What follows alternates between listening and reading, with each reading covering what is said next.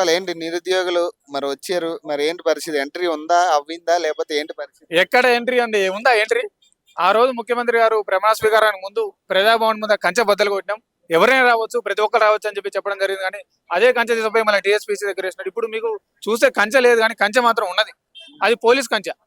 అంతకుముందు మామూలు కంచె ఉంటుండే, పెద్ద పెద్ద బారిగేట్లు ఉంటుండే కేసీఆర్ అప్పుడు. కానీ ఇప్పుడు పోలీస్ కంచె ఉన్నది. ఎందుకంటే నిరుద్యోగులు ఆపడం ఎందుకు? మేము దొంగలమా, తీవ్రవాదులమా, ఏమైనా బాంబులు పెట్టుకొని వస్తున్నాం ప్రజాభవన్లకి? నిరుద్యోగులను ఆపేది మీకెందుకు? చెక్ చేసుకుంటే అయిపోతుంది కదా. ప్రతి ఒక్కరు ఫోన్ చెక్ చేయడం, 100 మీటర్ల దగ్గర ప్రతి ఒక్కరిని ఆపడం, చెక్ చేయడం, నువ్వేం పని మీదకి వచ్చినా అని చెప్పేసి అడగడం. ఎవరి పని వాళ్ళకు ఉంటదండి, ఎవరి పని వాళ్ళకు ఉంటది. ఎవరి బాధ వాళ్ళది. మీకు అడిగే రేట్ ఎక్కడిది? మీరు నిజంగా ప్రొటెక్ట్ చేయడానికి వచ్చినా మా దగ్గర ఏమన్నా ఉన్నా మీరు తీసుకెళ్లి మీ ప్రాసెస్ ప్రకారం మీరు చేయండి. మీరు అప్లికేషన్ తీసుకుంటా అన్నారు, తీసుకోండి. అప్లికేషన్ తీసుకునే పరిస్థితి కూడా లేదు. వాస్తవానికి 2 వీక్స్ బ్యాక్ ఇవ్వడం జరిగింది అప్లికేషన్ ఫామ్ కూడా. అయితే వాస్తవానికి అప్లికేషన్ ఫామ్ ఇచ్చిన తర్వాత ప్రతి ఒక్కరికి మెసేజ్ వస్తుంది, ఇది రిజెక్ట్ అయిందా లేదా అని చెప్పేసి. మాకు మెసేజ్ కూడా రాలే. ఎందుకు అంటే నిరుద్యోగులు అంటే అంత చిన్న చూపా? లేకపోతే నిరుద్యోగులు ఎవరైనా వస్తే మీరు పట్టించుకోకని చెప్పేసి పై అధికారులు కూడా వీళ్ళకేమో చెప్పిర్రా? నాకు అర్థం కాని పరిస్థితి ఉన్నది. అదే సార్, నిరుద్యోగుల మీద ఎందుకు అంత కక్ష? ఈ రోజు మీరే కదా గెలిపించింది, ఈ ప్రభుత్వాన్ని కూర్చోబెట్టింది మీరే కదా, మరి మీ మీద ఎందుకు ఇంత కక్ష? ఇప్పుడు ఒక అప్లికేషన్ తీసుకుంటే అయిపోయింది కదా. అంతే, ఇప్పుడు అంతే ఉంటుంది సార్. ఎందుకంటే ఈ రోజు నిరుద్యోగులు లేని కాంగ్రెస్ ప్రభుత్వం అధికారులకు వచ్చే ప్రసక్తి లేదు. ఆ రోజు రేవంత్ రెడ్డి గారు కూడా ప్రమాణ స్వీకారం చెప్పడం జరిగింది, నిరుద్యోగులు లేకపోతే కాంగ్రెస్ ప్రభుత్వం లేదని చెప్పేసి. ఈ రోజు అధికారంలోకి వచ్చిన తర్వాత మీరు నియంత్రితంగా వ్యవహరించడం తప్పు. గత ప్రభుత్వంలో బీఆర్ఎస్ ఉన్నప్పుడే కరెక్ట్, కొంచెం బెటర్ అనిపిస్తా ఉంది. ఎందుకంటే ఎటువంటి స్పష్టమైన హామీ ఉండదు, ఎటువంటి స్పష్టమైన ఏముండదు. ఏమైనా కలిసిన కాంగ్రెస్ అంటే కమిటీ అంటే కాంగ్రెస్ అంటారు. ఇక్కడ మా మెయిన్ డిమాండ్ ఏంటంటే Group 2, 3 పోస్టులు పెంచి పరీక్ష డిసెంబర్లో పెట్టాలని చెప్పేసి మా మెయిన్ డిమాండ్.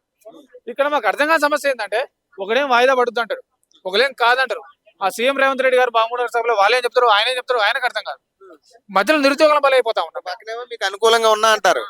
ఇప్పుడు ఆయన చెప్తున్నాడు కదా, మేము నిరుద్యోగులకి వ్యతిరేకం కాదు, అనుకూలంగానే ఉన్నాం, ఖచ్చితంగా కొన్ని రోజులు వెయిట్ చేయండి అంటాడు. అవును. ఈ బలమూరు వెంకటి మానవతరాయ్ అనే వీళ్ళేమో పోస్ట్పోన్ అవుతుంది, వాయిదా పడితే చదువుకోరని చెప్పేసి అంటారు. రేవంత్ రెడ్డి గారేమో మహబూబ్నగర్ సభలో మాట్లాడుతూ ఉన్న పరిస్థితులు జరుగుతాయని చెప్పేసి ఆయన అంటాడు. మాకు ఏదో క్లారిటీ లేదు. మీరు ఒకసారి అశోక్ నగర్ కానీ, చిక్కడపల్లి కానీ, ఉస్మాన్ లైబ్రరీ కానీ వెళ్తే అర్థమవుతుందండి మీకు. పిల్లగాలు ఎంత మానసిక ఆందోళన గురవుతున్నారంటే ఒక్కొక్కడు అసలు మెంటల్ డిప్రెషన్ గురవుతున్నారు. ఒక్కొక్కరు ఫోన్ చేసి, అన్న మాకు చచ్చిపోబుద్ది అవుతుందన్నా, సూసైడ్ చేసుకుంటామన్నా, ఈ మెంటల్ టార్చర్ మా వల్ల కావట్లేదు, గుండెలు అదేం పట్టుకొని కూర్చుంటాం, అసలు ఏం జరుగుతుందో అర్థం కాని పరిస్థితి. పరీక్ష పెడతారా లేదా, ఏదో ఒకటి చెప్తే క్లారిటీగా బాగుంటుందన్న. అసలు ఎవరికి చెప్పాలి, ఎవరికి మా బాధ ఎవరు చెప్పాలో కూడా మాకు అర్థం కావట్లేదు. ఎందుకంటే అన్న ఇప్పుడు మీ ప్రజాపాలన రావడం కూడా కారణం ఏంటంటే మీ ఎమ్మెల్యేలు కలవరు, మీ మంత్రులు కలవరు. కలిసినా ఆడ ఏముండదు, కలవనేరు కూడా. ఫస్ట్ మీ పోలీసులు అడ్డపడతారు. ఇది ప్రజాపాలన, ప్రజాభవన్ అని చెప్పేసి ఇక్కడ కూడా రానియకుండా మరి మీ ఎవరు చెప్పాలి మా బాధ? అంతకుముందు అప్లికేషన్ తీసి ఇప్పుడు ఇగో ఇక్కడ మళ్ళీ ఇచ్చారు. అంతకుముందు రిజిస్ట్రేషన్ నెంబర్ అని చెప్పేసి రెండు వారాల క్రితం ఇచ్చారు రిజిస్ట్రేషన్ నెంబర్. ఇప్పుడు రాసి ఇప్పుడు ఓకే అన్నట్టు ఇప్పుడు వెనక రాసి ఇచ్చారు అనమాట. మళ్ళీ వెళ్తే అది కూడా మేము వెళ్ళి అడిగితే అప్పుడు మళ్ళీ ఇప్పుడు ఇది అవసరం లేదు, ఆల్రెడీ ఇచ్చారు కదా మేము చూస్తామని చెప్పేసి మళ్ళీ ఇప్పుడు చెప్తాం. ఇక ఇది అవసరం లేదు. ఇక దాని అర్థం ఏంది? ఇది అవసరం లేదంట. మళ్ళీ ఇది అవసరం లేదంటే ఎందుకు తీసుకోవచ్చు నేను బయటికి? ఇది తీసుకోవాలి కదా, ఇది తీసుకుంటే కదా మనకు నమ్మకం. లేదు, అవసరం లేదంట. అవసరం లేదు అంటే నిరుద్యోగులు అంత చిన్న చూపు. మరి ఇంకా లైట్ అయిపోయిందంటే వాళ్ళకు కూడా మరి పై అధికారులు చెప్పారు, మరి వాళ్ళని కూడా తెలియదు. ఏముంది రా నిరుద్యోగులు అనేది ఎప్పుడు జరుగుతూనే ఉంటారు, వాళ్ళ పరిస్థితి. చూసాను, నీకు అనిపిస్తుందా ఇస్తున్నట్టు? ఏమి ఇస్తారండి వీళ్ళ బంధిస్తారు తొక్క, ఒక్కొక్కరిని అసలు పండబెట్టి తొక్కాలి. నాకు అర్థం కాలేదు. కాంగ్రెస్ వాళ్ళని కూడా ఏమంటారుగా ఏరు కోరి తెచ్చుకున్నాడు ఎగిరెగిరి అన్నట్టున్నది మా పరిస్థితి. వీళ్ళ కోసం, ఈ లఫుడ్గాల కోసం 2 నెలలు బుక్కులు పక్కన పెట్టి కాంగ్రెస్ కార్యకర్తలకు ఊరు వాడవాడ తిరిగి కాంగ్రెస్ పార్టీ అధికారం తీసుకొస్తే వీళ్ళు కూడా మామూలు పడుచుకొని పరిస్థితి ఉన్నది. ఈ రోజు ఎవరు చెప్పుకోవాలి మా బాధ? మేము మళ్ళీ చెప్తున్నాం, ఆ రోజు కాంగ్రెస్ పార్టీకి అనుకూలంగా ఏ విధంగా అయితే ప్రచారం చేసినామో ఈ రోజు కూడా లోకల్ బాడీ ఎలక్షన్స్ ఉన్నాయి, next sarpanch, MPTC, ZPTC election ఉన్నాయి.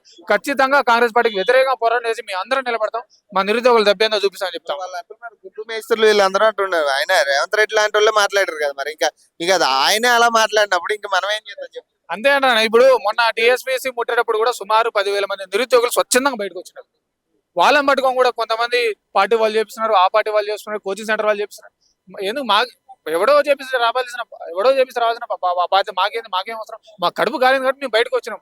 ఆ రోజు నువ్వు ప్రెస్ క్లబ్లు ఇచ్చిన హామీలే ఇవన్నీ. Group 2 పోస్టులు 2,000 చేస్తాను, 3 పోస్టులు 3,000 చేస్తా ఉన్నావు కాబట్టి మేము ఈ రోజు బయటకు వచ్చినాం.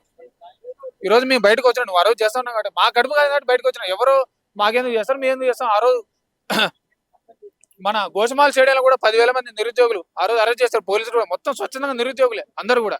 ఆ రోజు సాయంత్రం వరకు దీక్ష కూర్చోవడం కూడా జరిగింది. పోలీసులు వచ్చి బలవంతంగా లేపి కాబట్టి మేము అక్కడి నుంచి వెళ్ళిపోయినాం. కానీ అసలు ప్రెస్ నోట్ వచ్చేంత వరకు మేము అక్కడ కూర్చున్నామని చెప్పేసి అనుకున్నాం. ఏ ప్రభుత్వం వచ్చినా కానీ నిరుద్యోగుల జీవితాలు మాత్రం మారడం లేదు.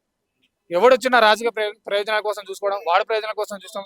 ఈ బల్లిమూరి వెంకట్ కానీ, రియాజ్ కానీ వీళ్ళు సొంత ప్రయోజనాలు చూసుకుంటూ నిరుద్యోగులను అన్యాయం చేసే ప్రయత్నం చేస్తా ఉన్నారు వీళ్ళు. ముఖ్యంగా వీళ్ళిద్దరు పదవులు ఊడితే కానీ దరిద్రం ఓడిపోతే నిరుద్యోగ న్యాయం జరుగుతుంది.